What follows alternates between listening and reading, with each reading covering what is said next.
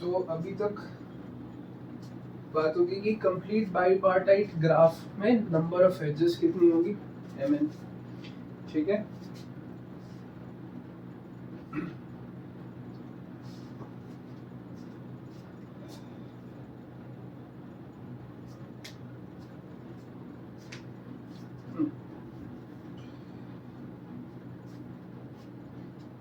अब कह रहे हैं कि एक कंप्लीट बाईपार्टाइट ग्राफ है विद n वर्टिसेस। एक कंप्लीट बाईपार्टाइट ग्राफ है या तो सिंपल बाईपार्टाइट ग्राफ है, बाईपार्टाइट ग्राफ है विद n वर्टिसेस, तो मैक्सिमम नंबर ऑफ एजेस कितनी हो सकती। ठीक है, एक बाईपार्टाइट ग्राफ है विद n वर्टिसेस, तो मैक्सिमम कितनी एजेस हो सकती है। तो मैक्सिमम कब होगा, n वर्टिसेस है, इसका मतलब क्या कि टोटल n वर्टिसेस है, किसी एक सेट में n नहीं है पर टोटल n वर्टिसेस है।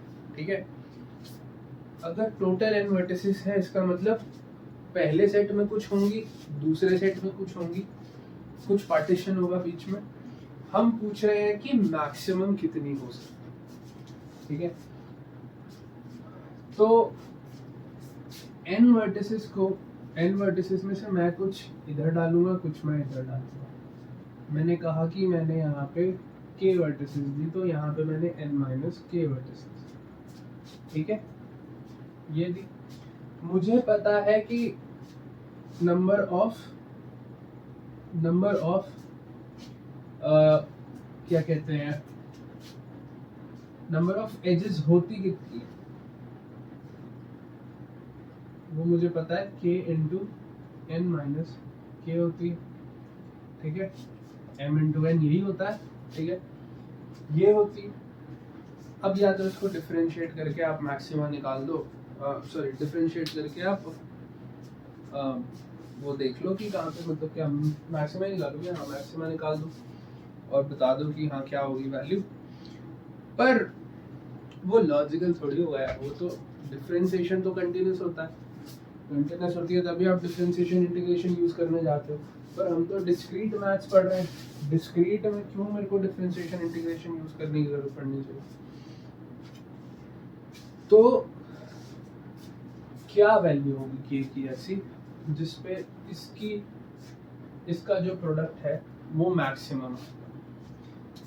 तो एक सिंपल चीज ऑब्जर्व करने वाली है, अगर दो नंबर का सम कुछ है तो उन दो नंबर का प्रोडक्ट मैक्सिमम कब होगा। मतलब अगर किसी दो नंबर का x और y का प्रोडक्ट मुझे मैक्सिमम चाहिए सच दैट कि x प्लस y का जो सम है वो 10 हो, फॉर एग्जाम्पल 10 हो, तो इसके प्रोडक्ट का मैक्सिमम क्या होगा value. These are positive integers, ज़्यादा दिमाग मत खपाना अपना यहाँ पे फालतू में, क्योंकि यहाँ पे भी हम पॉजिटिव इंटीजर से डील कर रहे हैं। पॉजिटिव इंटीजर्स क्या पॉसिबिलिटी होगी, 1 9 2 8 3 7 4 6 5 5 and then again repetition till this, उल्टा कर। ठीक है, ये पॉसिबिलिटीज हो सकती है। मतलब प्रोडक्ट क्या आता, अगर मैं एक्स वाई की बात करूंगा तो प्रोडक्ट क्या आता, या तो 9 आता, या तो 16 आता, या 21 आता, या 24 आता, और मैक्सिमम यहाँ से आया 25। मतलब कोई कह रहा है कि नंबर को अगर आप इक्वल पार्ट में बांट दोगे तब आपको मैक्सिमम मिलेगा। व्हाट इफ अगर नंबर ऑड होता तो इक्वल की जगह आप ऑलमोस्ट इक्वल में बांट दो, 6 और 5 में बांट दो। ठीक है, 6 और 5 में बांट दो तो कितना हो जाएगा, 30। And this is the only way कि आपको यही प्रोडक्ट है जो मैक्सिमम आपको मिल सकता है। ठीक है, लेकिन क्या इतना लिख के करेंगे, क्या इतना इस तरह से करेंगे, ये सोचेंगे, ये किस तरह सोचेंगे। वो सब चीजें हैं एप्टीट्यूड की कि अब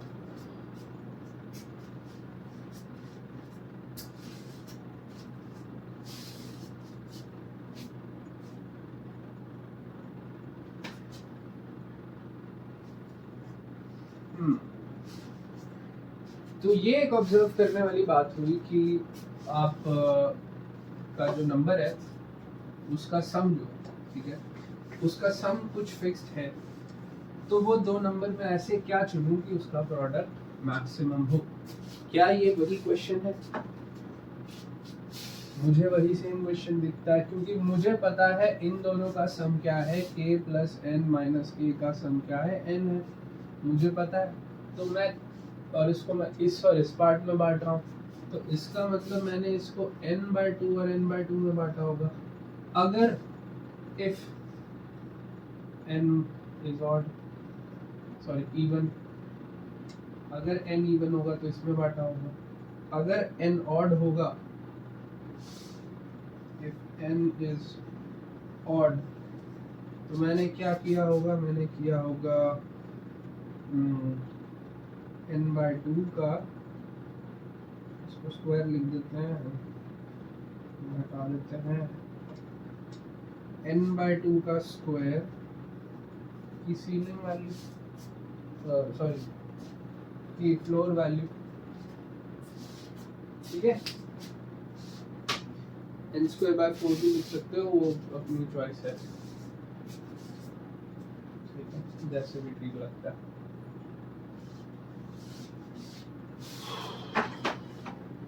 ऐसा है।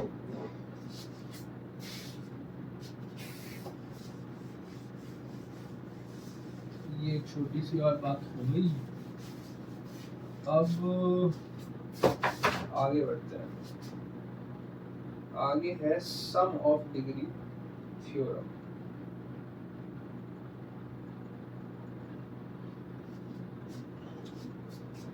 सम ऑफ डिग्री थ्योरम अभी मैं तो ऑलरेडी बता चुका हूँ, वही चीज कही जा रही है कि सम ऑफ डिग्री थ्योरम क्या कहती है कि i1 से n तक जाए और हर एक की डिग्री, हर एक वर्टेक्स की डिग्री अगर मैं सम करूँ तो क्या मिलेगा, twice the number of edges, ठीक है। ये तो मैं पहले ही बता चुका हूँ। तो ये है सम ऑफ डिग्री थ्योरम। अब इससे कुछ निकलती है कॉरोलरीज, ठीक है। पहली कॉरोलरी क्या है कि in any non-directed graph number of vertices with odd degree are always even, बता चुका था, always known as handshaking lemma, also known as handshaking lemma, ठीक है। फिर है ग्राफ है vertices edges है be a directed graph, तो जितनी इन डिग्री होगी उतनी आउट डिग्री होगी। ये समझ में आता है कि जितनी इन डिग्री होगी उतनी आउट डिग्री होगी। क्यों होगी जितनी इन डिग्री उतनी आउट डिग्री? क्योंकि एक एज आई है, वो कहीं से आएगी कहीं को जाएगी, जहां से आएगी वहां आउट डिग्री कहलाएगी, जहां को जाएगी वो वहां पे इन डिग्री कहलाएगी। तो हर एज एक एक इन डिग्री और एक एक आउट डिग्री ओवरऑल ग्राफ का बढ़ा रहा होगा, जिससे हमें समझ में आता है कि जितनी इन डिग्री होगी पूरे ग्राफ की, इन डिग्री का जो सम होगा पूरे ग्राफ का, उतना ही आउट डिग्री का सम भी होगा पूरे ग्राफ का, ठीक है। तीसरी कॉरोलरी है G is a regular graph such that degree of every vertex is exactly k, then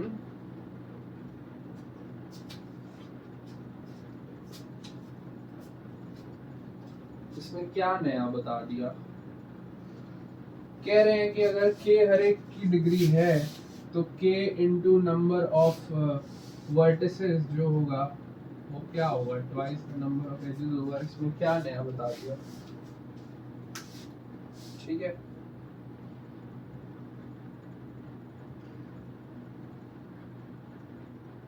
फिर चौथी कॉरोलरी है कि अगर if k is the maximum degree,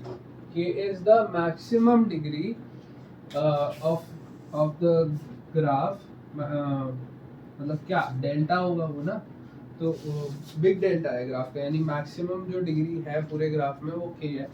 तो क्या होगा, ये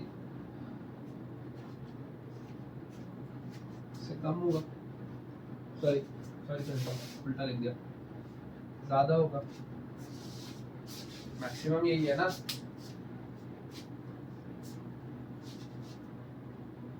यानी डिग्री क्या है पूरे वर्टेक्स की, अगर एटमोस्ट k है तो ये होगा, अगर एटलीस्ट k होता तो ये हो जाता, लेस देन इक्वल्स टू।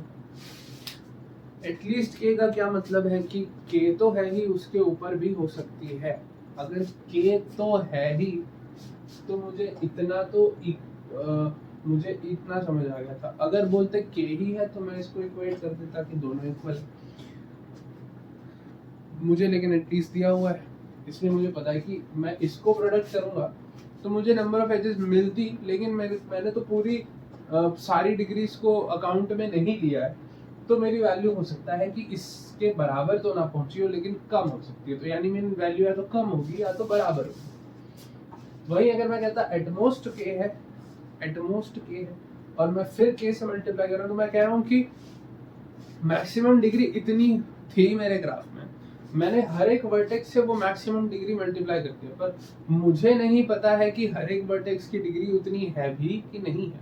और अगर नहीं है और मैंने ये प्रोडक्ट किया है तो मेरा नंबर या तो जो मेरा आउटपुट है वो तो या तो ग्रेटर होगा या फिर इक्वल होगा। ठीक है, इक्वल कब होगा, जब एटमोस्ट के होगा ही होगा, लेकिन एग्जैक्टली क्या होगा, हर एक वर्टेक्स की डिग्री के ही होगी तब ये इक्वल हो जाएगा, अदरवाइज ग्रेटर देन रहेगा। तो इसमें भी हमने क्या ही बता दिया, कुछ नहीं बता दिया, कुछ भी नहीं बता दिया। तो इसको अगर लिखना है तो हम कहेंगे एटलीस्ट के का मतलब क्या कि स्मॉल डेल्टा ऑफ जी, ठीक है, से ये इससे लेस देन इक्वल होगा big delta of G into number of vertices, इससे ग्रेटर देन इक्वल टू होगा। ठीक है,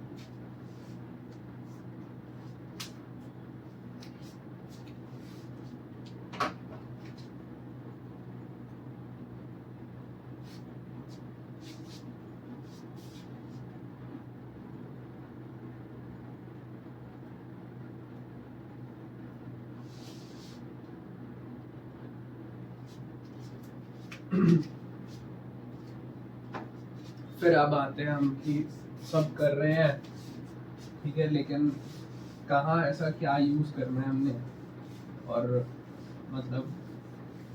मतलब जहाँ भी यूज करना है वहाँ पे ये चीजें यूज होंगी कैसे, कुछ तो होगा ना। क्या मतलब यूज करोगे तो आप ऐसे, आपको नॉर्मल एरे दी हुई है, आपको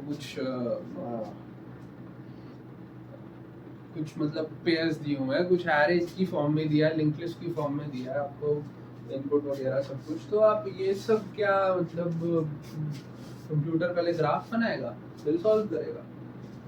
तो हाँ, ग्राफ बना भी लेगा तो क्या ऐसे बनाएगा, ये बोर्ड यूज करके उसको दिखता है क्या, मतलब वो चीज़ों को हमारी तरह एनालाइज नहीं करता, वो तो बिट बाय बिट एनालाइज करता है, पॉसिबिलिटीज देखता है, बिट बाय बिट देखता है, जो भी देखता है, या फिर कंपेयर करता है तो भी बिट वाइज करता है या तो बिट बाय बिट करता है। ठीक है, तो फिर क्या होगा, तो सबसे हम फिर बताते हैं कि डिग्री सीक्वेंस नाम की चीज है जिसको डिफाइन की in a graph G, if degrees of all vertices are arranged in non-increasing or non-decreasing order, non-increasing or non-decreasing order, then it is called degree sequence of graph। इसको increasing और decreasing order नहीं समझते, ऐसा नहीं बोलना चाहिए, बोलते हो तो वो दिक्कत नहीं, पर नहीं बोलना चाहिए। इंक्रीजिंग ऑर्डर का मतलब क्या है कि हर अगला नंबर पिछले से बड़ा है, तो वो ज़रूरी नहीं है, हर एक हो सकता है कई वर्टिसेस की डिग्री सेम हो तो वो पिछले से बड़ा तो नहीं है, इसलिए हम बोलते हैं नॉन डिक्रीजिंग ऑर्डर। हम इंक्रीजिंग की जगह क्या बोलते हैं, नॉन डिक्रीजिंग ऑर्डर, कि घटेगा नहीं, या तो बराबर रहेगा या तो बढ़ेगा, घटेगा। ठीक है, तो मतलब अगर आपने नॉन इंक्रीजिंग या नॉन डिक्रीजिंग ऑर्डर में आपने अपने वर्टिसेस की डिग्रीज को लिखा है तो उसको हम क्या बोल रहे हैं, डिग्री सीक्वेंस। ठीक है,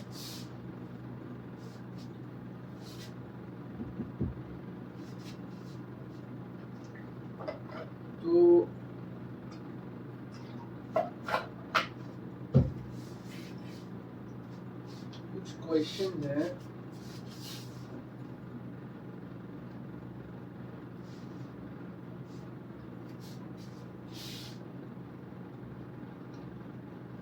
अब हमारा क्वेश्चन ये है, मेन जो क्वेश्चन है वो ये है, जिसपे हमें चीजें आगे और देखनी पड़ेंगी।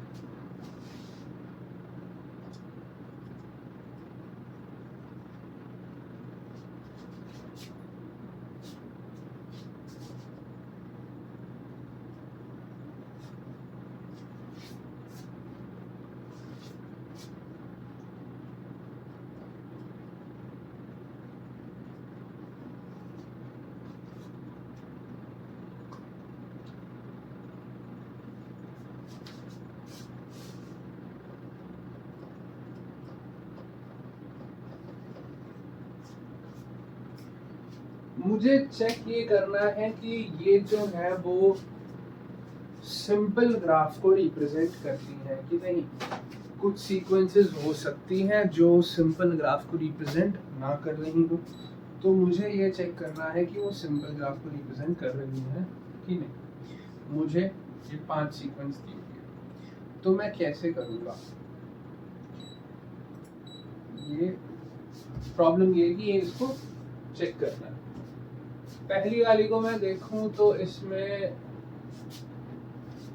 ऑड नंबर ऑफ 335 ऑड है, ऑड नंबर ऑफ डिग्री 335, तो ये तो गई, ऐसा नहीं हो सकता। दूसरी में देखें तो 35, ये तो चलेगा, यहाँ तक सब सही है।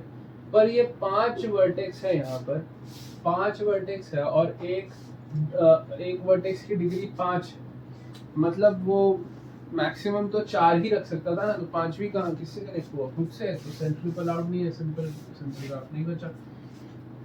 1 3 4 है, 3, चलो ठीक है, हर एक को 3 दे दिया आपने, और एक वर्टेक्स इससे कनेक्टेड है, ठीक है। इसका पूरे का सम 10 by 2 5, ठीक है। ऐसा हो सकता है, नहीं समझ में आ रहा है, बना लूं। 4 वर्टेक्स है ना, 4 वर्टेक्स है मेरे पास। मुझे 3 वर्टेक्स की डिग्री 3 रखनी है और एक वर्टेक्स की डिग्री 1 ही रखनी है। तो मतलब मैंने मान लिया ये वर्टेक्स है जिसकी डिग्री 1 रह रही है, तो इसकी 3 करने के लिए मुझे इनको इससे करना पड़ेगा, इसकी 3 करने के लिए मुझे इसको 2। तीसरी किससे कनेक्ट करूँ, तीसरी मैं किससे कनेक्ट करूँगा, तो ये पॉसिबल नहीं है,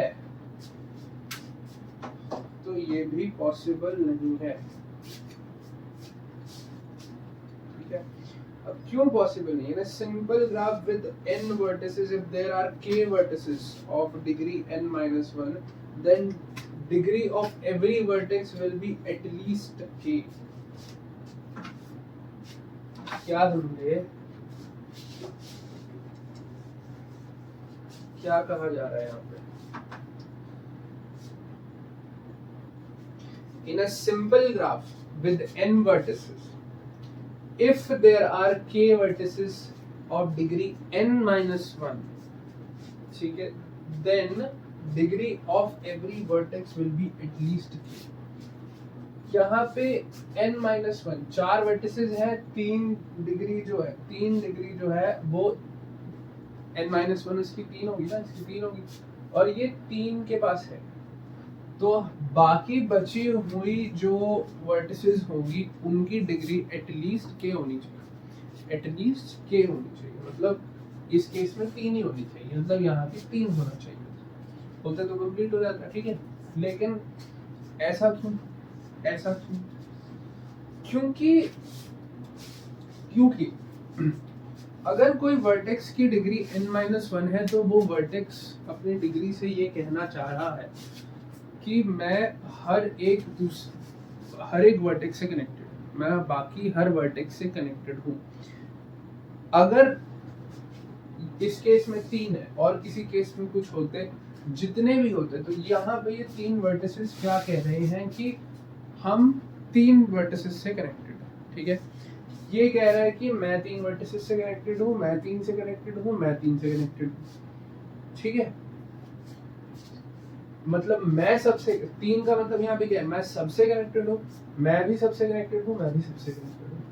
अगर सबसे कनेक्टेड हूँ तो इसकी वजह से इसकी डिग्री 1 बढ़नी चाहिए थी, इसकी वजह से इसकी डिग्री 1 बढ़नी चाहिए थी, इसकी वजह से भी इसकी डिग्री 1 बढ़नी चाहिए थी, लेकिन इसमें तो 2 कम है, तो ये भी पॉसिबल नहीं है। इसकी बात करें, 0 to n-1 n vertices, last की डिग्री n-1, पहले की डिग्री 0। इसका मतलब क्या, ये कह रहा है मैं सबसे कनेक्टेड हूँ और ये कह रहा है मैं किसी से नहीं हूँ, तो ये किससे कनेक्टेड है, ये किससे कनेक्टेड है फिर, मतलब एक है जो एक्स्ट्रा आईवी होगी इसके पास, वो या तो एक जो है जिसके पास एक्स्ट्रा आईवी होगी,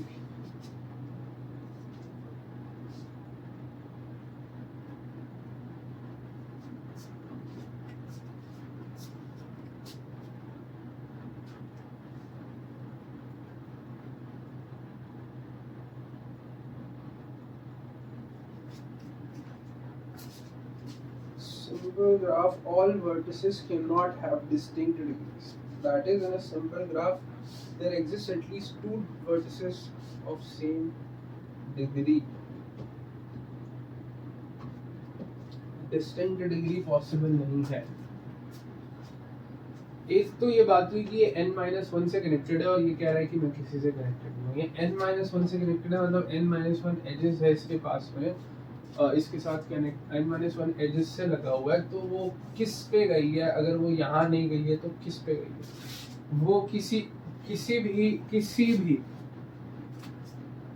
भी वर्टेक्स पे 2 बार नहीं जा सकती है, लेकिन बावजूद उसके ये कह रहा है कि मैं सबसे कनेक्टेड हूँ, या तो ये कह रहा है कि मैं सबसे कनेक्टेड हूँ, या ये कहेगा कि मैं किसी एक से, हो सकता है कि ज़्यादा, मतलब किसी एक वर्टेक्स से 2 एज से कनेक्टेड है, पैरेलल एज है, या तो ये कह रहा है सेल्फ लूप है।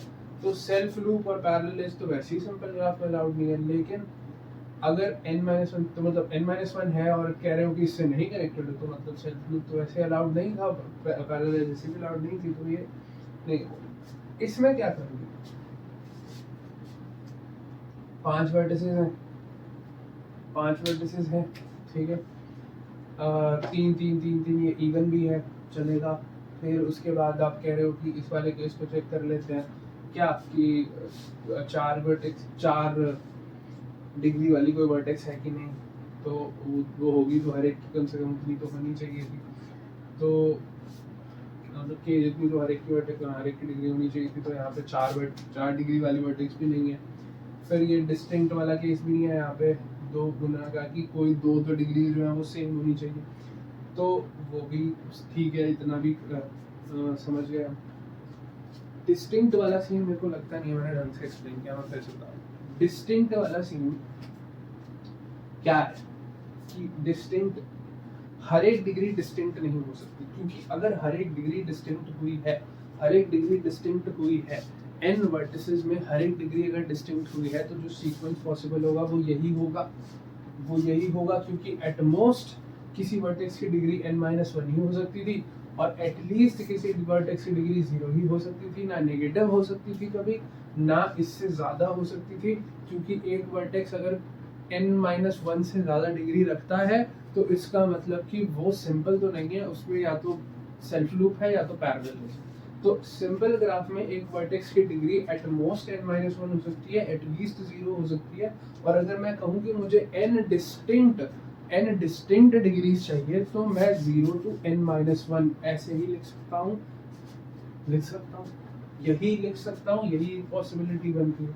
अगर ये पॉसिबिलिटी बन जाती है, इसका मतलब क्या कि ये कह रहा है कि n-1 से कनेक्टेड है और ये कह रहा है कि मैं किसी से नहीं हूँ, तो इसकी जो लास्ट एज है वो गई कहाँ है, या तो वो लूप में गई है या तो वो पैरेलल में गई है, तो ये सिंपल नहीं बचा, ठीक है, यहाँ से ये बात हुई। तो हमने क्या देखा कि हर एक अगर डिस्टिंक्ट होगा, तो हर एक अगर वर्टेक्स की डिग्री डिस्टिंक्ट होगी, तो ये केस हो रहा है कि अरे ऐसा मतलब ऐसा अगर हो गया तो ये तो नहीं है, ठीक है। तो मतलब डिस्टिंक्ट अगर डिग्रीज है तो ये सिंपल नहीं हो सकता, ठीक है। सारी डिग्रीज अगर डिस्टिंक्ट है तो सिंपल नहीं हो सकता। तो हम कंक्लूड क्या कर सकते हैं, हम कह सकते हैं कि बाकी तो मुझे कुछ नहीं पता, पर सब डिस्टिंक्ट नहीं होते, इसका मतलब क्या, कम से कम at least 2 vertices have same degrees, at least 2 vertices have same degrees, ठीक है। तो वहां से ये बात हुई। अब यहाँ की बात करते हैं, सब डिस्टिंक्ट भी नहीं है, यहाँ के सारे केसेस चेक, हम यहाँ के सारे केसेस हमने देख लिए, कुछ कोई सी नहीं। तो फिर कैसे करें, तो फिर इसको कैसे करें, इसके लिए हम अब by intuition, using this intuition, हो सकता है आप ग्राफ बना लो, हो सकता है आप ग्राफ ना बना पाओ, ठीक है। तो इसीलिए एक एल्गोरिदम है जो हम यूज करते हैं,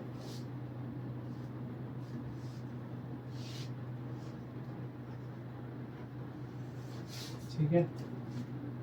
करना क्या है एल्गोरिदम का, स्टेप पहला ये है कि सबसे पहले आपका जो ये है डिग्री सीक्वेंस है, इसको आप नॉन इंक्रीजिंग ऑर्डर में लिख दो, ठीक है। नॉन इंक्रीजिंग ऑर्डर में लिख दो। फिर एक वर्टेक्स को डिलीट करो और उसके आगे की जो तीन जो उसके आगे की वर्टेक्स हैं, उनमें से -1 कर दो, ठीक है। -1 कर दो, तो ये क्या हो जाएंगे, 2 2 2।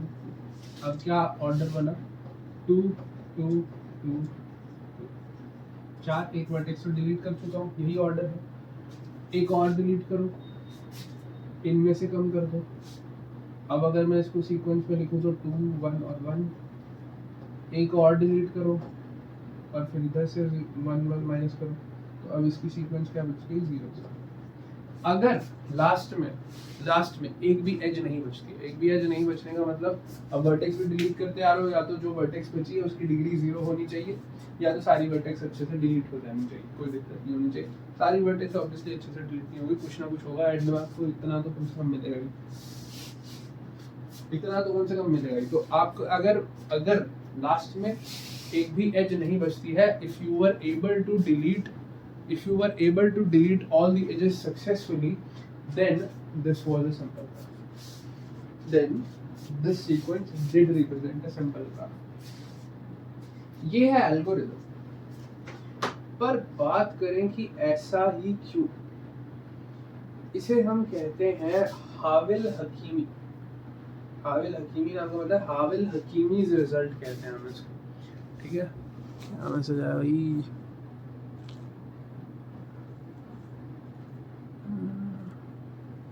बहुत बढ़िया।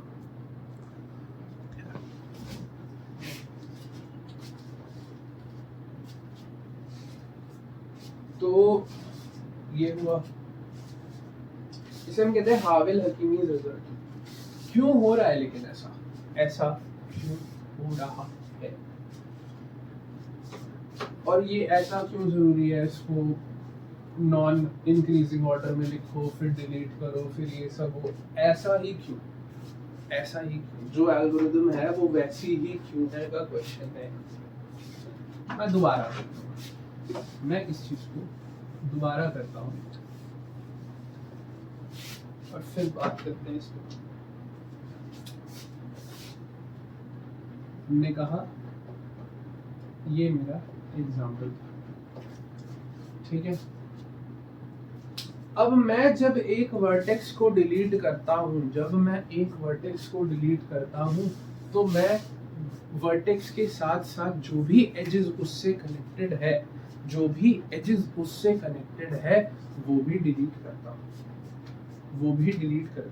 मुझे पता है कि मैंने इसकी डिग्री 3 थी, मैं इस वर्टेक्स को डिलीट कर रहा हूँ, यानी मैंने 3 एजेस को डिलीट करा है, यानी मैंने 3 एजेस को डिलीट करा है। अगर मैंने 3 एजेस को डिलीट करा है और ये डिग्री सीक्वेंस है, और ये डिग्री सीक्वेंस है, जो बचेगा वो डिग्री सीक्वेंस तो होना चाहिए। तो मुझे पता है कि डिग्री सीक्वेंस में से भी ऐसा होना चाहिए कुछ की जो डिग्री सम है वो 3 और से कम हो जानी चाहिए, क्योंकि मैंने 3 एजेस डिलीट करी है, यानी ओवरऑल जो डिग्री है, अगले जो आपका रिजल्ट आएगा, जो सेट आएगा, उसमें 6 डिग्री कम होनी चाहिए, उसमें 6 डिग्री कम होनी चाहिए। मतलब यहाँ से मैंने 3 हटाया, तो मैंने एक एक एक इन तीनों से हटा दिया, एक एक एक इन तीनों से हटा दिया, कि अब 3 ये और एक एक और हटा दिया, तो मतलब 6 मैंने डिग्री सीक्वेंस कम कर दी। मतलब मैंने किया कुछ नहीं, मैंने तो बस एज हटाई, मैंने बस एज हटाई और अकॉर्डिंगली मैंने डिग्री को अपडेट किया। मैंने एक वर्टेक्स डिलीट करी और उसके साथ वाली सारी एजेस हटा दी, और मैंने आगे उसको बस इतना कर दिया कि हाँ चलो ठीक है, ऐसा हो जाए, ऐसा हो जाए। पर आपने कहा कि भाई ये ओवरऑल सम में से 6 कम होना चाहिए, ठीक है, 3 आप काट रहे हो, तो आगे आपका वो मतलब और 3 आपको काटने की जरूरत है। तो ये एक वाला सीन क्या है, एक ही उड़ा दो, जो भी है उड़ा दो, जिस मर्जी में से जितना मर्जी माइनस करो, हाँ करो, 3 माइनस करो, ये हटा दिया, ये भी 3 हटा दिया, ठीक है, चलेगा। मतलब क्या बच गया, 3 ये हटाया नहीं है, 0 बनाया, ठीक है, काटा नहीं है, 0, 3 3 2 और 0, ये बचा, ठीक है। सीक्वेंस में भी क्यों कर रहे हो, लो ये 2 डिलीट कर दो, इसमें से 2 माइनस कर दिया, क्या बचा, 1 बचा।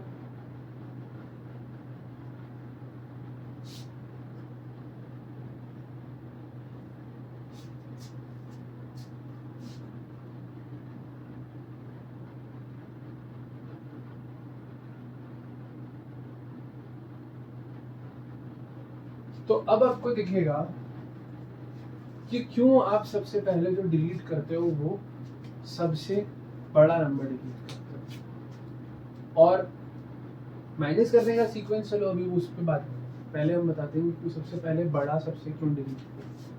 क्योंकि अगर ये डिलीट कर दिया, अभी मैंने 3 डिलीट किया होता तो मैं यहाँ और यहाँ से कम करता, और मैं 3 कम कर सकता, कोई दिक्कत नहीं होती। मैंने 2 डिलीट किया, मैंने ये कम कर दिया। अब यहाँ से अभी हमने देखा कि इसका आउटपुट क्या है, ये तो सिंपल ग्राफ है। अब जरा करो इस 3 को डिलीट करो, किससे माइनस कर पाओगे, किसी से नहीं कर पाओगे। This is why it is important कि आप डिलीट किसको करो, सबसे बड़ी वाली को डिलीट करो। इसके पीछे का लॉजिक क्या हुआ कि क्यों सबसे बड़ी वाली को डिलीट करना, क्योंकि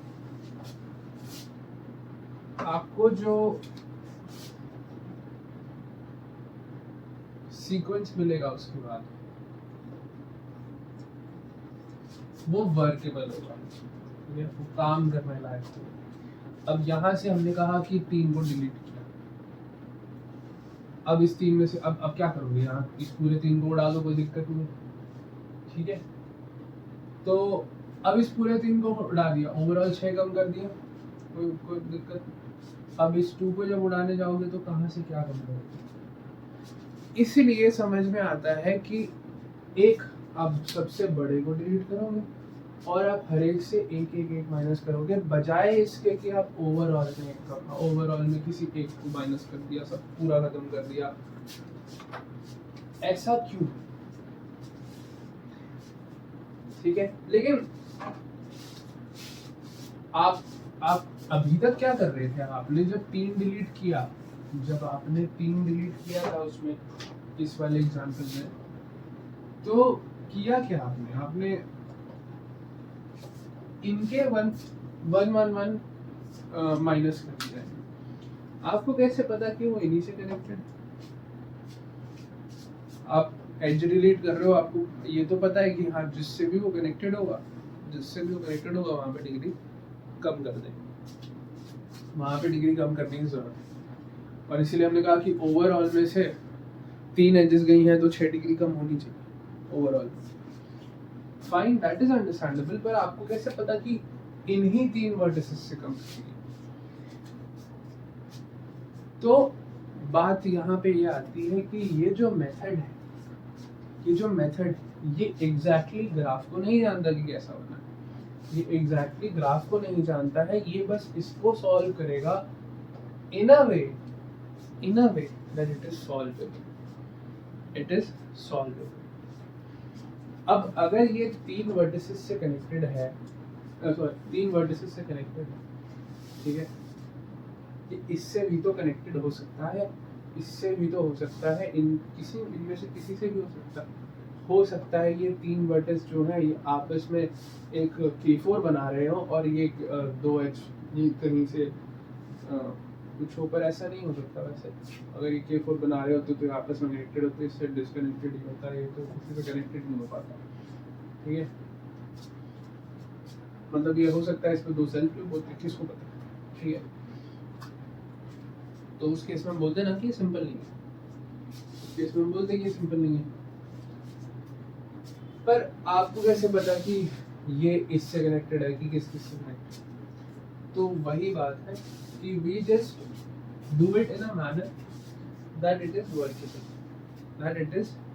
ये एल्गोरिथम है वो सॉल्व करने लायक हो, इस वजह से हम इधर से माइनस करते हैं, बड़े वालों से माइनस करते हैं, ताकि बड़े से माइनस हो, छोटे से माइनस होंगे तो हो सकता है आगे दिक्कत हो जाए कि यहाँ से मैंने 3 लिया, यहाँ से 1 ले लिया, यहाँ से 1 ले लिया, अब हो सकता है मुझे दिक्कत हो, जब यहाँ ये 3 माइनस कर रहा हूँ तो हो सकती है दिक्कत हो। तो ये सब अवॉइड करने के लिए, इस सॉल्यूशन को वर्केबल रखने के लिए हम जो डिलीशन कर रहे हैं उसको ऑर्डर में कर रहे हैं। जब हमने इसको नॉन इंक्रीजिंग ऑर्डर में लिखने के बाद इसको ऑर्डर से डिलीट कर रहे हैं इसमें से, ताकि जो सॉल्यूशन है वो वर्केबल रहे। It is used to check whether a given degree sequence represents a simple non-directed graph or not. Simple non-directed graph. तो स्टेप्स तो मैं बता चुका हूँ ऑलरेडी, ठीक है, स्टेप्स तो मैं ऑलरेडी बता चुका हूँ। इसके बारे में थोड़ा अच्छे से सोच सकते हो कि ये एल्गोरिथम बनी कैसे, किस लॉजिक पे, वो अच्छा रहेगा सोचना, लॉजिकली स्ट्रॉन्ग रहेगा। I thought I was at certain conclusion, but I think there are some questions in my mind as well that still remain. But ठीक है, कोई बात नहीं। फिर हम आते हैं कॉम्प्लीमेंट ऑफ अ ग्राफ पे, ठीक है। ग्राफ का कॉम्प्लीमेंट क्या होता है? ग्राफ का complement define only for simple graph. सबसे पहली बात तो हाँ, सिंपल ग्राफ के लिए डिफाइन करोगे, कॉम्प्लीमेंट ऑफ ग्राफ जो है वो किसी मल्टी ग्राफ के लिए डिफाइन कर भी नहीं पाओगे, क्योंकि डेफिनेशन क्या है कि आप कॉम्प्लीमेंट का मतलब क्या होता है कि दो चीज़ें कॉम्प्लीमेंट है आपस में, मतलब उन दोनों को ऐड करोगे तो आपको कंप्लीट चीज़ मिलेगी। तो इस केस में ग्राफ है, मतलब उन दो को ऐड करोगे तो आपको क्या मिलेगा? कंप्लीट ग्राफ मिलेगा। इसका मतलब क्या होगा कि अगर कोई ग्राफ है ऐसा, तो इसका कॉम्प्लीमेंट ग्राफ कैसा होगा? ऐसा। इन दोनों को मैं जोड़ दूंगा तो ये क्या दे देंगी मेरे को? K4 दे देंगी, कंप्लीट हो जाएंगे, ठीक है। तो ये हुआ, लेकिन इतना सिंपल नहीं। आपको हो सकता है ना शेप तो यहाँ तो दिख रही है, शेप हो सकता है आपको वो शेप समझ में ही ना आ रही हो, तो कैसे चेक करोगे? तो इस सब चीजों के लिए आपको थोड़ा सा और देखना पड़ेगा। क्या? जैसे let G be a simple graph with n vertices, then complement of graph G is denoted by G bar. G bar is also a simple graph with same vertices as of graph G, ठीक है, but an edge is present in G bar if and only if that edge is not present in G. If and only if का मतलब हुआ कि अगर G में कोई as है तो वो G बार में नहीं होगी, और G बार में अगर G बार में कोई एज है तो वो G में नहीं होगी, अगर G में कोई एज नहीं है तो वो G बार में होगी ही होगी, ठीक है। तो ये हुआ। तो if G is a simple graph with n vertices, तो समझ आया कि G यूनियन G बार जो है वो क्या देगा? Kn देगा, ठीक है। और हमें पता है कि number of edges in G plus number of edges in G bar कितनी आएंगी? NC2i। क्यों? जब दे रहा है कंप्लीट ग्राफ तो एजेस कितनी आएंगी? NC2i। ठीक है, very much understandable, very much understandable।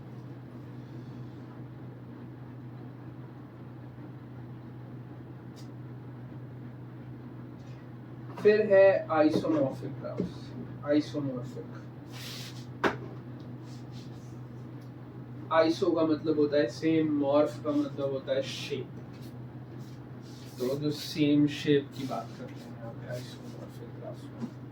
तो two graphs G and G, क्या बोलूँगा मैं इसको, क्या बोलूँगा, G and G dash, हाँ। Two graphs G and G dash are said to be isomorphic if there exists a function which goes f of G to f of G, v of G to v of G dash, f is bijective, 1 1 on 2, preserves the efficiency of vertices। दो graph है, इसको isomorphic तब बोलेंगे, इसको isomorphic तब बोलेंगे जब ये अगर G है और ये अगर G डैश है, तो G के वर्टिसेस का एक फंक्शन जो है वो G डैश की वर्टिसेस के किस मतलब एक फंक्शन डिफाइन हो G की वर्टिसेस से टू G डैश की वर्टिसेस से। फंक्शन कैसा होना चाहिए? Function is bijective. पहला तो बाइजेक्टिव होना चाहिए, 1 1 होना चाहिए, ऑन 2 होना चाहिए, 1 1 एंड ऑन 2 होना चाहिए, यानी 1 1 ये इसके हर एक जो वर्टेक्स होगा वो यहाँ के एक वर्टेक्स के साथ उसकी इमेज होनी चाहिए, और जहाँ के हर वर्टेक्स जो है वो इस फंक्शन से कवर होनी चाहिए। ठीक है, 1 1 preserve adjacency of vertices, that is if two vertices are adjacent in G, then their corresponding images in G dash should also be adjacent। ठीक है, मतलब जिस हिसाब से जैसे ये दो वर्टिसेस आपस में एडजेसेंट है, जैसे ये दो वर्टिसेस आपस में एडजेसेंट है, इनकी इमेज अगर मैं देखूं इस ग्राफ, तो वो दोनों वर्टिसेस भी एडजेसेंट होनी चाहिए, so it should preserve the adjacency। तो क्या ये दोनों ग्राफ आइसोमॉर्फिक हैं कि नहीं? तो मैं कहूँगा हाँ बिल्कुल है, क्यों नहीं है। इसकी इमेज ये है, इसकी इमेज ये है, ठीक है, और इसकी इमेज ये है, और इसकी इमेज ये है। ये तो गन पड़ गया पूरा, पर बेसिकली आइसोमॉर्फ हुआ। ठीक है, कि शेप जो है वो सेम जा रही है, मतलब बेसिकली तो आप चीज़ों को शेप के हिसाब से देखोगे तभी बढ़िया दिखेगा वो। ठीक है, दिखेगा तो तभी वो अच्छे से, पर ऐसा है। आइसोमॉर्फिक को रिप्रेजेंट हम इस हिसाब से करते हैं क्या कि G is isomorphic to G dash. Isomorphic क्या हुआ, जैसे ये तीन ये है और ये ग्राफ है, ये आइसोमॉर्फिक है। तो ये क्या है, V1 बोल दिया, ये V2 बोल दिया, V3 बोल दिया, V4 बोल दिया। यहाँ मैंने V11 बोल दिया, इसको मैंने V22 बोल दिया, V11 बोल दिया, V33 बोल दिया, V44 बोल दिया। ठीक है, ये बोल दिया। मैंने कहा कि फंक्शन जो डिफाइन है वो ऐसा है कि वर्टेक्स ऑफ G जो है वो फंक्शन उधर जा रहा है, क्या जा रहा है कि यहाँ पे मैं वर्टेक्स डालूंगा, तो यहाँ पे मैं Vi डालूंगा, वो रिलेट हो रहा है यहाँ पे Vi से। तो अब देख लो हो रहा है। ठीक है, अगर मैंने ऐसे बोला तो क्या होगा, V11 यहाँ पे V1 और V2 आपस में एडजेसेंट नहीं है, V11 और V22 भी आपस में एडजेसेंट नहीं होने चाहिए। ठीक है, V11 और V22 भी आपस में एडजेसेंट नहीं होने चाहिए। 1 1 और 2 तो दिख ही रहा है, यहाँ पे 4 है, ये हर एक से रिलेट कर रहा है और सब कुछ हो रहा है, वो 1 1 ऑन 2 तो दिख ही रहा है। चेक करने वाली बात रहेगी एडजेसेंसी हो रही है कि नहीं। तो यहाँ पे देखा हमने V1 और V2 आपस में एडजेसेंट नहीं है, तो V2 और V22 और V11 भी आपस में एडजेसेंट नहीं होने चाहिए। V1 V3 आपस में एडजेसेंट है, तो V11 और V33 भी आपस में एडजेसेंट होने चाहिए। V2 V4 एडजेसेंट है, तो V22 और V44 होना चाहिए।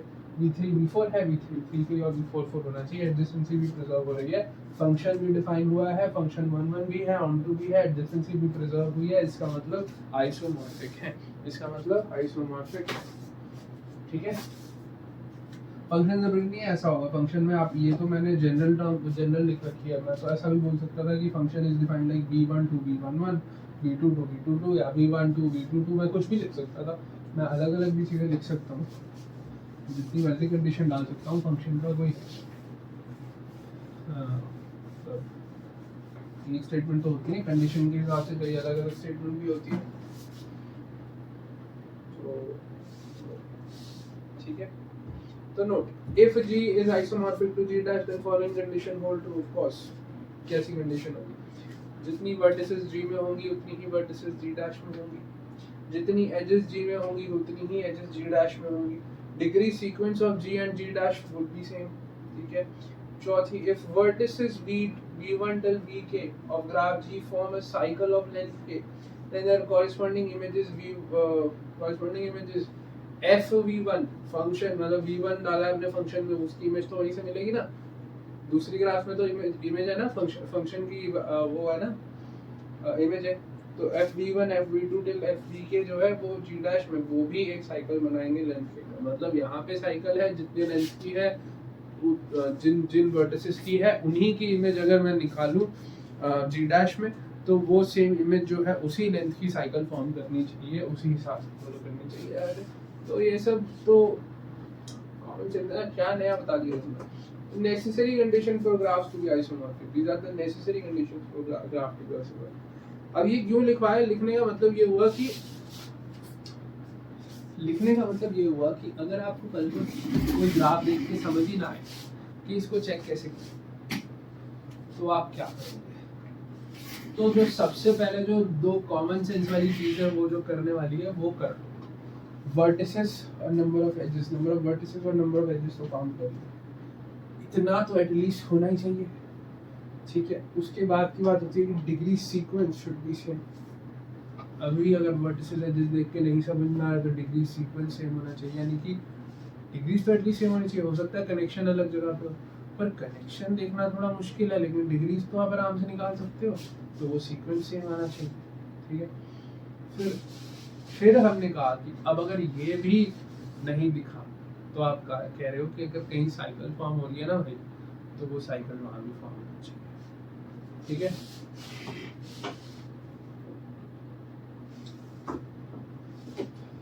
अगर G डैश के आइसोमॉर्फिक है, तो G बार जो है वो G डैश बार का आइसोमॉर्फिक होगा।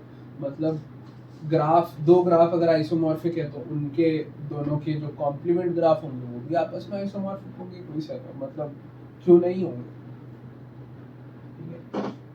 G is isomorphic to G dash if and only if their corresponding subgraphs, that is the graphs obtained by deleting a vertex in G and its image in G dash are isomorphic। अभी भी अगर आप नहीं check कर पा रहे हो तो आप कैसे चेक करोगे? आप वर्टेक्स डिलीट करना शुरू कर दो। आप वर्टेक्स डिलीट करना शुरू कर दो। सबसे पहले अगर वर्टेक्स डिलीट करते टाइम आपको नंबर ऑफ एजेस ही डिलीट करनी अलग अलग पड़ रही है, यानी जी में आप 3 वर्टेक्स डिलीट करते हो और उसकी इमेज आप डिलीट करते हो जी डैश में, तब आपको 4 एजेस डिलीट करनी पड़ेगी। ठीक है, मतलब एक में 3 डिलीट किए, एक में 4 डिलीट करिए, इसका मतलब पहले दिख गया क्लियर है, गड़बड़ होगी। कुछ तो हो गया। पर अगर ऐसा भी नहीं हुआ कि आपको उतना ही सेम डिलीट करना पड़ रहा है, तो फिर इसका मतलब क्या कि डिलीट करने के बाद भी वो आइसोमॉर्फिक होना चाहिए। अब मुझे अगर नहीं समझ में आ रहा है, 7 वर्टेक्स दिए हुए हैं और बहुत हॉच-पॉच सा ग्राफ दिया हुआ है, मुझे नहीं समझ में आ रहा है कैसे चेक करना है, तो मैं क्या करना शुरू कर दूंगा कि ये एजेस और वर्टेक्स तो काउंट कर दी। ठीक है, साइकिल वाइकल देख लिया, साइकिल भी नहीं था। अब क्या करोगे? अब वर्टेक्स डिलीट करना शुरू। वर्टेक्स डिलीट करो, इमेज एजेस डिलीट होंगी साथ साथ, वहाँ पर भी वर्टेक्स डिलीट करोगे और उसकी सब डिलीट, उसकी भी सारी वो डिलीट करोगे। ये इमेज की ऑब्वियसली इमेज की उसी कौन सी वर्टेक्स, दोनों अगर जी में किसी वर्टेक्स को डिलीट करा है तो जी डैश में उसकी इमेज वाली उसी वर्टेक्स की जो इमेज होगी उसको डिलीट करना है। फंक्शन में जो फंक्शन डिफाइन होगा उसके अकॉर्डिंगली जो इमेज होगी वो डिलीट करके उसकी सारी एजेस डिलीट करो। और अभी भी आइसोमॉर्फिक होना चाहिए। और ऑब्वियसली ये क्यों होगा, ये क्यों नहीं होगा, ठीक है, ये क्यों नहीं होगा।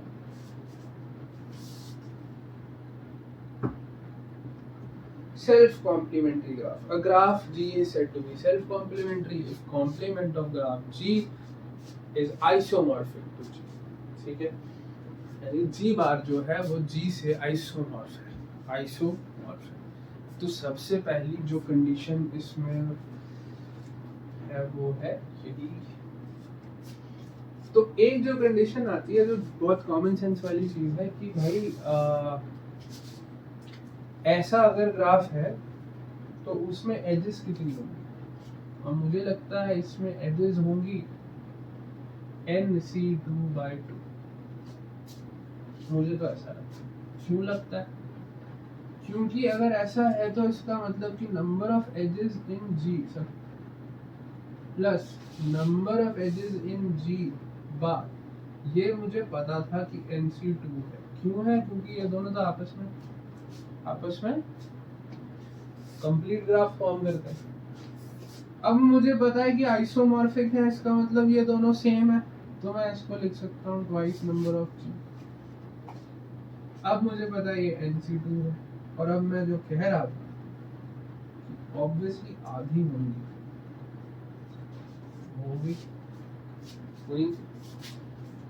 ठीक है। तो सबसे पहले की जो एक चीज दिखती है वो ये दिखती है कि आप ये इसको अगर मैं एक्सपैंड करूं तो ये n into n minus 1 over 2 इसका भी और 2 नीचे भी, तो ये 4 आया। तो number of edges in graph G should be this much. अब मुझे पता है कि एजेस फ्रैक्शन में नहीं हो सकती हैं, मुझे पता है कि एजेस फ्रैक्शन में नहीं हो सकती हैं। इसका मतलब या तो n 4 का मल्टीपल होना चाहिए या तो n माइनस 1 4 का मल्टीपल होना चाहिए। अगर ऐसा नहीं है, अगर ऐसा नहीं है तो फिर ये आइसोमॉर्फिज्म, ये सब सेल्फ कॉम्प्लीमेंट्री ग्राफ तो ये नहीं है। तो हमें समझ में आता है कि सेल्फ कॉम्प्लीमेंट्री ग्राफ में जो नंबर ऑफ एजेस होंगी वो कितनी होंगी, n इंटू n माइनस 1/4, ठीक है। और if G is a self complementary graph then ये है if G is a isomorphic to G bar then vertex number of vertex in graph G। अब मुझे अगर vertex sequence दे दिया है और मुझे कह रहे हो कि चेक करो ये सेल्फ कॉम्प्लीमेंट्री है कि नहीं, तो सबसे पहले तो आप ये चेक करोगे कि आपके जो नंबर ऑफ वर्टेक्स हैं वो या तो 4 के मल्टीपल होने चाहिए या तो फिर 4 इंटू k माइनस 1, यानी ये होना चाहिए, ठीक है। सॉरी k प्लस 1, हाँ क्या चल रहा है, क्या लिखा है फालतू बात। नंबर ऑफ वर्टिसेस जो है वो या तो 4 का मल्टीपल होना चाहिए, नहीं यानी ये या तो n 4 का मल्टीपल हो या तो n माइनस 1 4 का मल्टीपल, वही है, उतना ही है, ज़्यादा तो दिमाग नहीं लगा, ठीक है। उसको ही ऑपोजिट टर्म में आप ये बोल दोगे कि या तो भाई आपका n है वो 4k यानी 4 का मल्टीपल हो, या तो फिर n आपका जो है वो क्या हो 4k प्लस 1 हो। क्यों हो? क्योंकि अगर 4k प्लस 1 होगा तो यहाँ 4k प्लस 1 डालूंगा और यहाँ पे 4k प्लस 1 माइनस 1 डालूंगा तो 4k यहाँ से आ जाएगा, 4 तो मतलब हो जाएगा 4 का मल्टीपल। तो वही कान घुमा पकड़ के पकड़ना, सीधे पकड़ना, सिंपल सी बात है कि नंबर ऑफ वर्टिसेस सीधे काउंट करो, देखो कि या तो n आपका 4 का मल्टीपल होना चाहिए, n माइनस 1 4 का मल्टीपल होना चाहिए, तब कंडीशन आपको चेक करने की जरूरत भी पड़ेगी कि हाँ सेल्फ कॉम्प्लीमेंट्री है कि नहीं, वो तब जाके आप चेक भी करो, नहीं तो फालतू काम करते रहोगे, ठीक है। तो यहाँ तक की बात अभी तक आती है। अब ये सब कुछ हो चुका, अब आगे बढ़ेंगे। बहुत जल्दी जल्दी चीजें खत्म हो रही है जो कि बढ़िया है। पेज नंबर क्या है ये?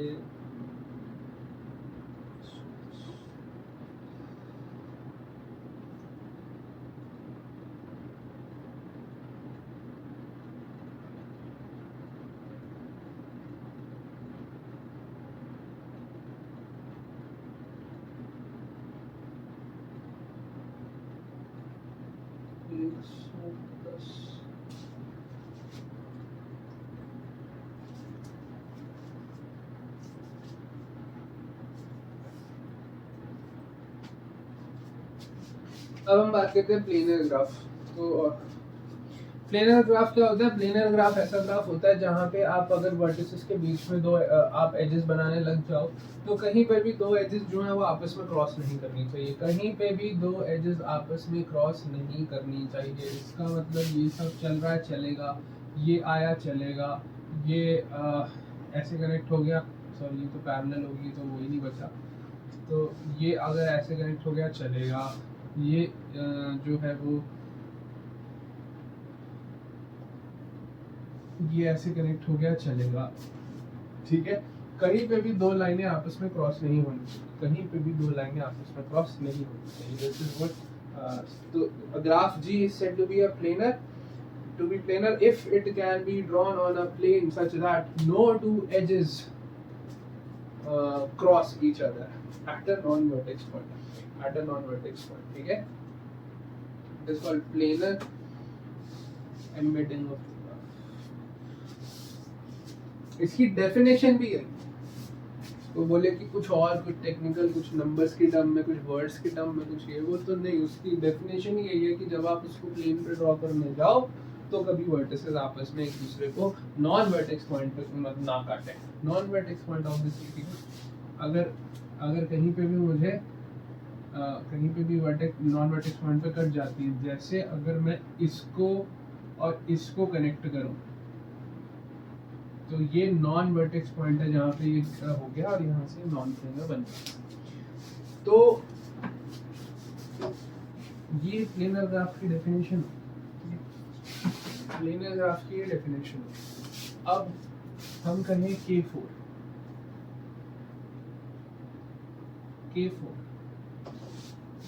क्या ये प्लेनर है कि नॉन प्लेनर? तो वन में थिंक ये नॉन वर्टेक्स में तो कट गया, ठीक है, तो ये प्लेनर तो नहीं रहा। नहीं, ये आपने ड्रॉ गलत किया है, ये आपने ड्रॉ गलत किया है, पर ये प्लेनर है। क्यों? क्योंकि अगर आप इसको उस हिसाब से ड्रॉ करो तो ये ऐसे भी तो ड्रॉ किया जा सकता था। कोई फर्क है क्या? ये एज को मैंने यहाँ से निकाल के लगा दिया, एज तो वही है ना, तो ये इस हिसाब से भी तो बन सकता था। तो this is also a planar graph. लेकिन क्या K5 जो है वो भी प्लेनर है। तो K5 की बात करें तो बनाने लग जाते हैं, चलो कोई नहीं, चेक कर लेते हैं, ठीक है। K5 इतना तो चलो बना दिया, ये एज बनाई, कोई दिक्कत नहीं। चलो ये एज भी बन गई, कोई दिक्कत नहीं। ये इनको बनाना था, ये भी बना दिया, कोई दिक्कत नहीं, ठीक है। इन दोनों को कनेक्ट करना है। अब इन दोनों को कैसे कनेक्ट करूँ? कोई भी तरीका और है। मैं अगर यहाँ से जाऊंगा, अब अगर मैं यहाँ से जाऊंगा तो मैं इस एक एज को काट रहा हूँ। अगर मैं यहाँ से जाऊंगा तो मैं एक एज को काट रहा हूँ।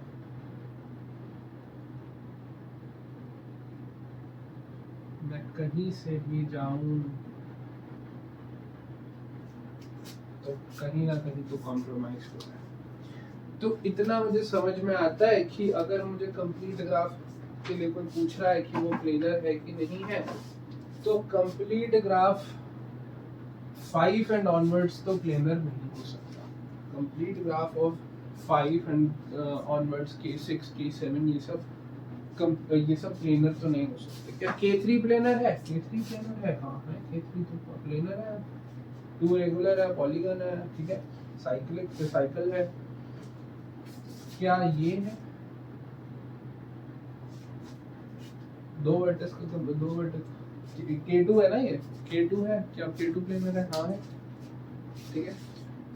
K1 है क्या प्लेनर, हाँ लो है, K1 प्लेनर है, क्या दिक्कत, ठीक है। So Kn is not planar, Kn is not planar,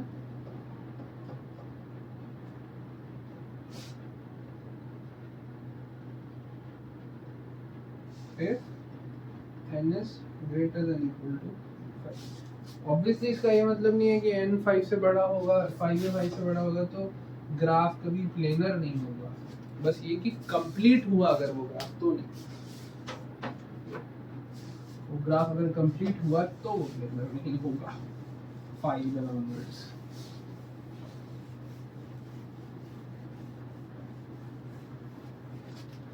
ठीक है जी, ये भी समझ आ गया। अब हमने और भी कुछ देखा था, हमने एक और तरीके का ग्राफ देखा था जिसमें हमने कहा था बाईपार्टाइट ग्राफ होता है कुछ, ठीक है। क्या होता है उसमें होता है कि एक इधर सेट होता है, एक इधर सेट होता है, और हम इसमें कनेक्ट नहीं कर सकते, बाकी कनेक्ट कर सकते हैं। तो हम कहते हैं कि आप कभी भी इस वाले सेट में दो वर्टेक्स रखोगे तो आप कंप्लीट बना सकते हैं, ठीक है। मतलब किसी भी सेट में, अगर किसी एक सेट में एटलीस्ट किसी एक सेट में एटमोस्ट 2 वर्टिसेस होने चाहिए, उससे ज्यादा अगर हुए तो नहीं बन सकता, ठीक है। जैसे यहाँ है तो ये मैंने कनेक्ट कर दिया, कभी तक मैंने किसी एज को नहीं काटा, किसी एज को नहीं काटा, किसी एज को नहीं काटा। अब मैं इधर बनाने लगूं तो भी मैं बना सकता हूँ, लो मैंने नहीं काटा, ठीक है। अभी भी मैंने किसी एज को नहीं काटा, अभी भी मैंने किसी एज को नहीं काटा, अभी भी नहीं काटा, बन गया। अब फर्ज करो कि यहाँ पे ज़ोरे आला के पास एक और वर्टेक्स होता तो आप क्या करते, लो बन गई है। अब बनाओ दूसरी, कहाँ से बनाओ, नहीं बना सकते,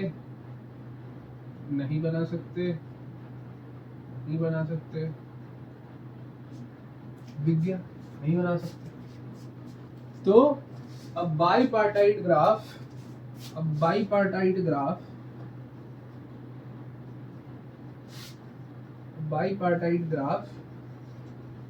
is planar only if क्या स्टेटमेंट लिखा है, only if and only if m is less than or equal to 2 or n is less than or equal to 2 in bipartite graph की जगह लिख लो KMN is planar if and only if m is less than or equal to or n is less than or equal to, मतलब किसी एक को तो होना चाहिए, दो से ज्यादा अगर दोनों ही हुए तो फिर नहीं हो पाएगा। तो मतलब K5 is a non-planar graph with 5 vertices and 10 edges. K5 is a non-planar graph with 5 vertices and 10 edges। सही बात है। पर इससे हमें ये पता चलता है कि क्या K5 जो है वो सबसे छोटा वो ग्राफ है, जो प्लेनर नहीं, सबसे छोटा कंप्लीट ग्राफ है जो प्लेनर नहीं।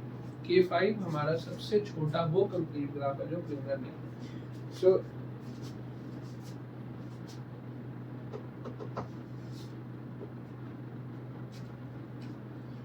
और कंप्लीट छोड़ो, K5 हमारा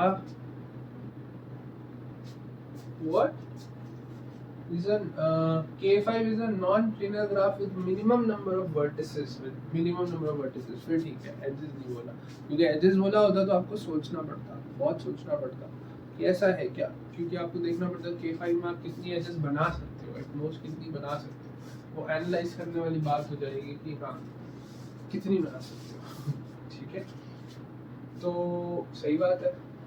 तो मिनिमम नंबर ऑफ वर्टिसेस 5 होगी, तो K5 is the smallest in terms of K5 has the minimum number of vertices। यार वो बोल चुका हूँ 4 बार, और क्या बोलता हूँ। And K33 is a non-planar graph with 6 vertices and 9 edges, but K33 is a non-planar graph with minimum number of edges। ठीक है, minimum number of edges, यहाँ पे edges बोला, वहाँ पे vertices बोला। K5 में कितनी सॉरी 5 वर्टिसेस के साथ कितनी एजेस बना सकते थे सच दैट कि वो प्लेनर रहे, वो थोड़ा एनालाइज करने वाली बात हो जाएगी। लेकिन K33 की अगर मैं बात करूं तो मुझे पता है कि नंबर ऑफ एजेस तो mn होंगी बाईपार्टाइट ग्राफ में, और मैंने कहा कि इनमें से किसी एक को at least one of them has to have at most 2 vertices in it. मतलब दूसरे के लिए पास तो कोई कंडीशन ही नहीं है, अगर इनमें से कोई भी एक 2 वर्टेक्स रखता है या उससे कम रखता है तो दूसरे के पास तो कोई है ही नहीं कंडीशन, वो तो जितनी मर्जी वर्टिसेस रखे। तो मतलब क्या, वो तो समझ में आ गया। तो सबसे लेकिन कम एजेस किस में होंगी, ऐसा सबसे कम एजेस वाला नॉन प्लेनर बाईपार्टाइट ग्राफ कौन सा होगा, K33 होगा। ठीक है, क्योंकि उसमें कितनी एजेस बनती 9, और वो 9 एजेस के साथ जो K33 है हमारा वो नॉन प्लेनर है। क्या 9 एजेस के साथ आप प्लेनर बना सकते हो? तो हाँ बना सकते हो। कैसे बनाओगे, एक में 9 डाल दो, एक में 1 डाल दो, या 9 के साथ बनाना है आपको, और वो कंप्लीट भी होगा, है ना। क्या होगा, K91 हो जाएगा या K19 हो जाएगा, वो हो जाएगा, राइट। और 9 सिर्फ या तो 19 से बनता है, या तो 2 प्राइम जिनका मल्टीप्लिकेशन होता है वो 3 होता है। 3 तो हम ऑलरेडी बता चुके हैं, K33 हम नहीं यूज कर सकते। इसके अलावा 9 किसी और 2 नंबर को मल्टीप्लाई करके बनता है। तो ये समझ में आ जाता है कि कुछ और पॉसिबल नहीं है 9 एजेस के साथ, या तो 19 होगा या तो 91 होगा, इसके अलावा कुछ और पॉसिबल नहीं है। फिर हम कहते हैं रीजन्स और फेसेस क्या होती हैं, उसके बारे में बात करते हैं।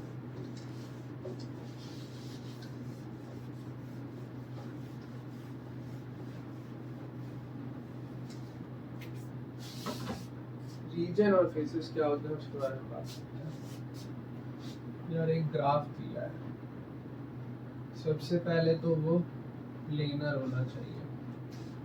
ठीक है, रीजन किसको बोलते हैं हम, इसको बोलते हैं। ठीक है, ये है रीजन या फेस। मतलब every planar graph divides a plane into connected areas called as regions of the plane or faces of the planar graph। ये एक्सटीरियर या अनबाउंडेड रीजन है, ये सारे तीनों बाउंडेड रीजन्स हैं, क्योंकि बंद है। अगर मैं कहूँ कि ये रीजन है, उसकी अगर मैं डिग्री डिफाइन करने जाऊँ तो डिग्री क्या हो सकती है, तो यहाँ पर भी अगर आप रीजन बना भी रहे हो और डिग्री बोल रहे हो तो यहाँ पे आप या तो वर्टेक्स की बात कर रहे हो या एजेस की बात कर रहे हो। पर रीजन में तो क्या इंपॉर्टेंट होना चाहिए, वर्टेक्स से क्या कुछ कवर होता है, कुछ पार्टीशन होता है, कुछ होता है उससे। जब पार्टीशन होता है तो एज बनानी पड़ती है, जब बांटना होता है कुछ तो आप तो एज बनाओ, एज से ही रीजन बन रहा है। ठीक है, तो क्या कहोगे, R1 की डिग्री क्या है, 3 है। क्यों? क्योंकि 3 है जिससे वो रीजन बना है। R2 की डिग्री क्या हो गई, R2 की डिग्री भी 3 हो गई। क्यों 3 हो गई? अब ये तो अनबाउंडेड रीजन है, तो जहां मर्जी इसको किसने बाउंड किया हो, तो नहीं, पर्सपेक्टिव अलग है। यहाँ पे आप पर्सपेक्टिव देखोगे, हो सकता है ना, हो सकता है जो आप सोच रहे हो उसका कंप्लीटली ऑपोजिट हो। एक्चुअली R2 जो है वो बाउंड हो रखा है इस पूरे से, मतलब R1 आपने कहा कि घर के अंदर कैद है, R2 बाहर घूम रहा है। आपने लग्जरी किसको दे दी कि R2 के पास लग्जरी थी, वो अनबाउंडेड है, तो आपने कहा R1 की डिग्री थी और इसका कुछ नहीं कर सकते, ये तो अनबाउंडेड है। पर आप ये भी तो कह सकते हो कि R2 जो है वो इसमें नहीं आ सकता, वो यहाँ नहीं आ सकता, तो ये भी तो रिस्ट्रिक्शन रखता है। और ये रिस्ट्रिक्शन इसके ऊपर किसकी वजह से है, इसी रीजन की वजह से है, और उस रीजन और इसी इन्हीं एजेस की वजह से है। और ये एज कितनी है, ये 3 है, मतलब डिग्री क्या हो गई इसकी भी 3 हो गई। ठीक है, पर्सपेक्टिव की बात है। अब यहाँ हमें समझ में आया क्या कि इसकी भी क्या डिग्री हो गई, 3, इसकी भी 3, इसकी भी 3, इसकी भी 3। ठीक है, अगर हमने एक एज और बना दी ऐसे, एक एज और बना दी ऐसे, अब डिग्री पे क्या होगा, अब R4 की डिग्री हो गई 1 2 3 4 एंड 5। क्यों 5? क्यों 5 भाई, 5 या इसकी डिग्री भी अब ऐसी चेंज होगी क्या, 3 4 5, क्यों 5? डिग्री जो है वो क्या कह रही है कि वो कितनी एजेस से बाउंड हो रही है, एक्सेप्ट फॉर दिस वन, ये अनबाउंड ही रह रही है। ठीक है, पर कितनी रीजन से वो रिस्ट्रिक्ट हो रही है, कितनी एजेस से वो रिस्ट्रिक्ट हो रही है अपने रीजन तक में, अपने यहाँ तक, कितनी एजेस से वो रिस्ट्रिक्ट हो रही है, ये कह रही है। ठीक है, तो आपने कहा कि हाँ एजेस तो 4 ही है, लेकिन नहीं, मैं देखना शुरू करूंगा, जब मैं देखना शुरू करूंगा तो मैं इसको काउंट ऐसे करूंगा, 1 edge, 2 edge, 3 edge, 4 edge, 5, so on. यहाँ पे भी 1 2 3 4 5।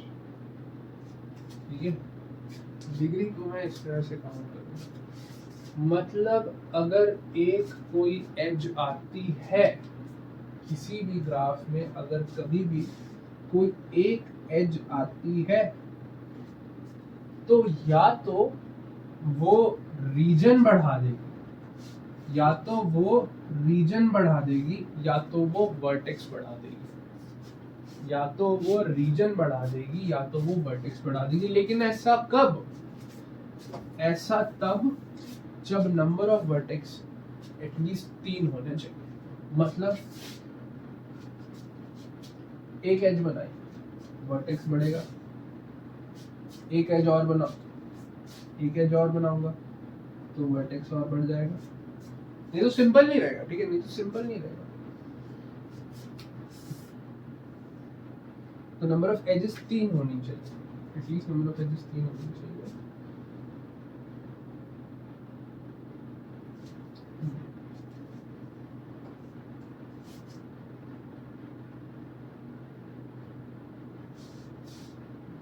ठीक है, अब हाँ, अब बात करते हैं इनसे। क्या हुआ कि मैंने क्या कहा कि एक एज आती है, या तो वो रीजन बढ़ाती है, या तो वो वर्टेक्स बढ़ाती है।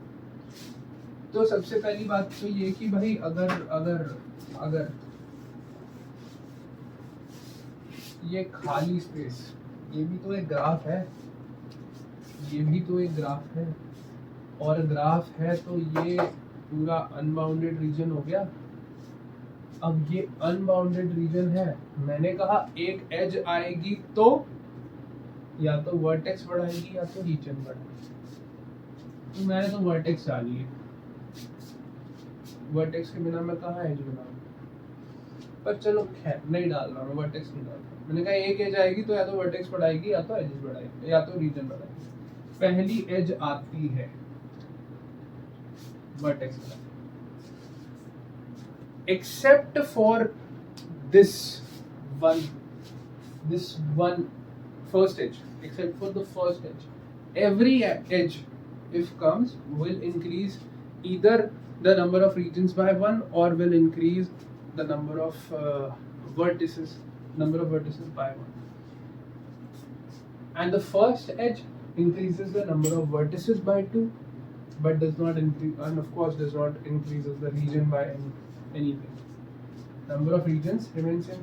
मतलब सिंपल सी बात है, अभी कोई डेफिनेशन तो नहीं दे रहा था, मैं तो सिंपल बात ही कह रहा हूँ। क्या पहली एज 2 वर्टिसेस बढ़ा देती है, रीजन जो था वो तो वही है, रीजन जो था वही वो तो वही है। अब ये जरूर बोल सकते हो कि इस रीजन की डिग्री क्या है, 2 है ना, इस रीजन की डिग्री क्या हो गई, 2 हो गई। अगर एक ही वर्टेक्स होता और कोई कनेक्शन नहीं होता तो उस रीजन की डिग्री क्या हो जाती, 0। लेकिन अगर एक वर्टेक्स होता और फर्ज करो ऐसा होता तो इस रीजन की डिग्री क्या हो जाती, इसकी 1 इसकी भी 1। ठीक है, तो ये चल रहा है। ये क्या हुआ, अब एक और वर्टेक्स है, या तो ये रीजन बढ़ा देगी, बढ़ा दिया, या तो वर्टेक्स बढ़ा देगी, बढ़ा दिया, वर्टेक्स नहीं बढ़ा। ठीक है, रीजन या तो एक से बढ़ाया या वर्टेक्स बढ़ाओ, नहीं तो कैसे एज बनाओ। ठीक है, सिमिलरली अगर मैंने ये किया तो वर्टेक्स बढ़ गया, या ये किया तो रीजन बढ़ गया। मतलब कोई भी एज अगर आती है वो या तो नंबर ऑफ रीजन बढ़ा रही है या तो नंबर ऑफ वर्टेक्स बढ़ा रही है। ठीक है, ये तो चल रहा है। ठीक है, ये तो चल रहा है।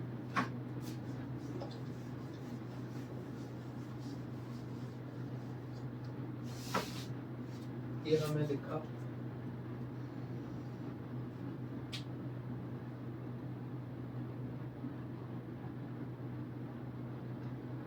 मैं का मित्र दे में चदानी कोई चले मेरे यल बीते उतले नो मैं जानी नहीं फिर ना कर तुम्हारी वो तेरा ने प्यार दी दीवानी।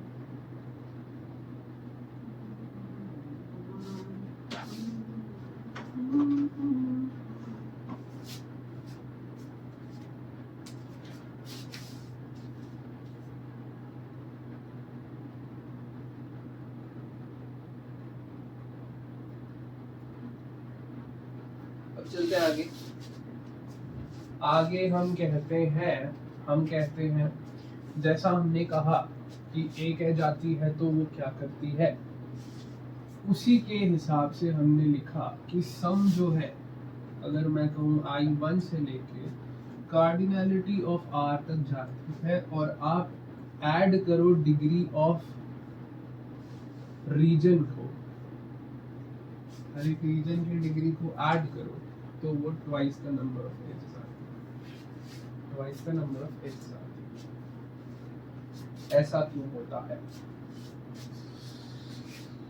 ऐसा क्यों होता है?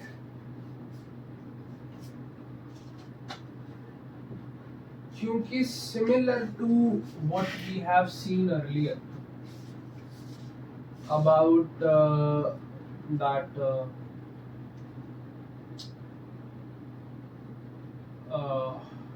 As and what we said कि एक एज आती है तो वो ओवरऑल डिग्री को क्या करती है, वही तो लिखा है। एक एज आती है, पिछली बार हमने क्या कहा था कि वो एक वर्टेक्स वो किसी 2 वर्टेक्स की डिग्री को 1 से इंक्रीज कर रही है, नहीं ओवरऑल उसको 2 से इंक्रीज कर रही होगी। अब इस बार हमने यही कहा कि कोई एज आएगी तो वो overall degree of all regions का जो सम होगा उसको 2 से इंक्रीज करेगी। तो कोई भी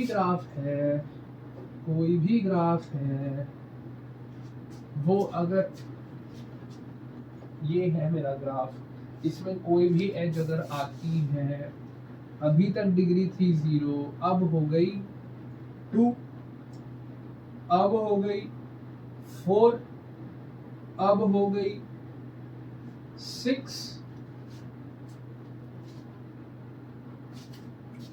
सिंपल, राइट। कोई भी एज अगर आती है तो वो ओवरऑल डिग्री को क्या करती है, 2 से इंक्रीज कर देती है। अभी भी देख लो, 2 से इंक्रीज हुआ, ठीक है, 2 से इंक्रीज हुआ, 2 से इंक्रीज हुआ, ठीक है। ये देखो 2 से इंक्रीज हुआ कि अभी तक 6 था ना, अभी यहाँ से 8 हो गया, अब 10 होना चाहिए, 3 3 6 और 4 10। This is what we were saying. कोई भी एज अगर आती है तो ओवरऑल डिग्री को, ओवरऑल रीजन्स की डिग्री को 2 से बढ़ा देती है। क्यों क्यों क्यों? क्योंकि एज अगर है, अगर एज आई है तो हम इस एज को इस तरफ से भी काउंट करते हैं और इस तरफ से भी काउंट करते हैं, regardless of it being a vertex, it being an edge such that it divides into regions, मतलब it divides a region or not. Regardless of it divides a region or not, if an edge has if a new edge has been drawn in the graph, overall degree 2 से बढ़ती है। क्यों? क्योंकि हम इधर से भी काउंट करते हैं और इधर से भी काउंट करते हैं, यहाँ पे भी हम इधर से भी काउंट करते हैं, इधर से भी करते हैं। पर और अगर ये ऐसी कोई एज भी डाल दूँ तो मैं वो भी यहाँ से काउंट होगी और यहाँ से भी काउंट होगी, इसलिए वो क्या कर रही है, ओवरऑल रीजन्स की डिग्री को 2 से बढ़ा रही है। ठीक है, अंडरस्टैंड, समझ में आता है, सब समझ में आता है। तो ये हो गया रीजन्स की डिग्री के सम का थ्योरम, बोल लो जो मर्जी बोल लो। तो कॉरेलरी वन क्या हो जाती है कि if the degree of every region is k, again दो स्टूपिड कॉरेलरीज की, हर एक रीजन की डिग्री अगर के है, अगर हर एक रीजन की डिग्री के है तो क्या होगा, के इनटू नंबर ऑफ रीजन्स क्या होगा, twice the number of edges होगा। अगर एटलीस्ट के है क्या, इसमें भी हम वो डेल्टा और वो करते हैं क्या, अगर एटलीस्ट के है, अगर एटलीस्ट के है तो क्या होगा, के इनटू नंबर ऑफ रीजन्स जो है एटलीस्ट के है, इसका मतलब मैं मल्टीप्लाई कर रहा हूँ छोटे नंबर को इसके साथ, तो ये चीज़ जो है उससे छोटी हो सकती है या बराबर हो सकती है। अगर एटमोस्ट के की बात करूँगा तो ये ऐसा हो जाएगा। सब समझ में आता है, कोई दिक्कत नहीं है, ठीक है। A planar graph with no loop and no parallel edge is called simple planar graph. Degree of region is 1 with respect to loop. Degree of a region is 1 with respect to loop. Obviously, ये भी क्या इसको लेना है हम लोग, इस reason की डिग्री 1, इस रीजन की डिग्री 1, ठीक है। Degree of a region is 2 with parallel edges. इस रीजन की डिग्री 1 और 2, इस रीजन की डिग्री 2, ठीक है।